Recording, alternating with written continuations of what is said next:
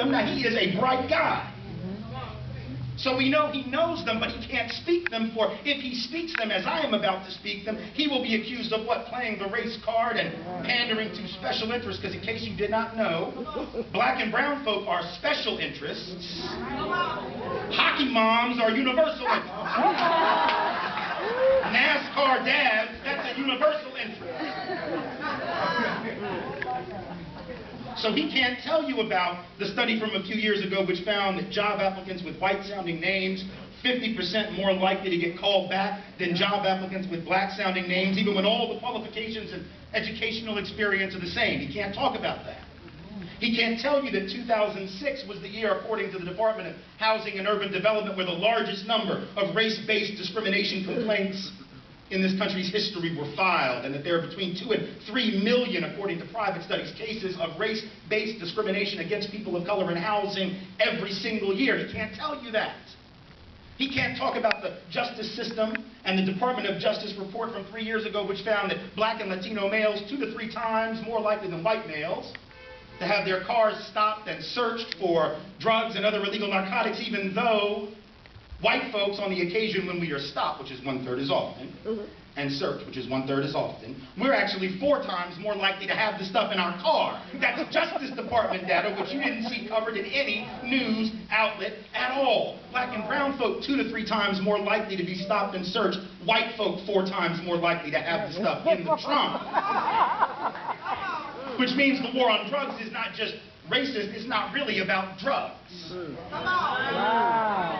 Because if it was about drugs, you would go where the drugs are. And I can tell you this, I know from personal experience, for the statute of limitations has expired on this thing, so I can be honest. I worked in public housing in New Orleans for 15 months in the mid-90s as a community organizer, and in the 15 months that I was there, I saw fewer drugs in public housing, almost all black and all poor, than I saw on a typical weekend on the 8th floor of Monroe Hall, Tulane University, New Orleans, Louisiana, fall of '86 to the spring of '87. In case you have not figured it out, that'd be my floor. In fact, I saw fewer drugs in 15 months in public housing in New Orleans than I saw on a typical Friday in room 804. Which I think was my room.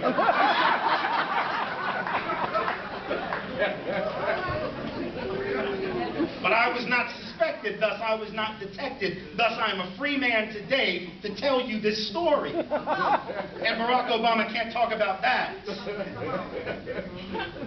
See, and in fact, that's white privilege, because I can talk about my drug use and we can all laugh.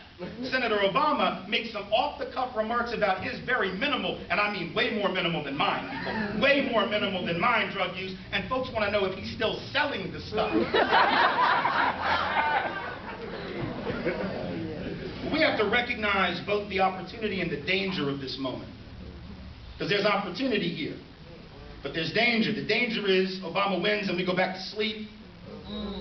The danger is that we read too much into his victory. There's a strange irony. Barack Obama could become president not because of the end of racism, but because of the shape-shifting of racism.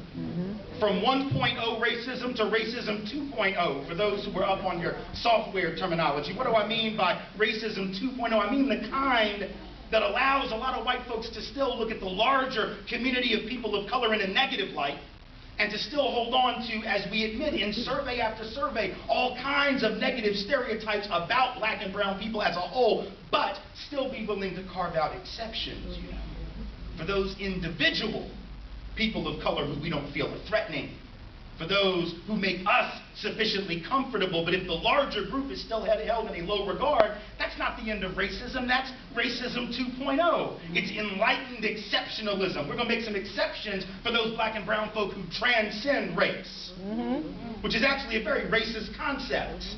Because when we say Barack Obama transcends race, what we're saying is he's transcended his blackness. And there's something racist about that, because the implication is there's something wrong with blackness. Yes. No white politician ever asked to transcend whiteness. After the GOP convention, when I looked, I saw like 4 black people there. Same 4 black people shot from 3 different angles to make me think it was 12.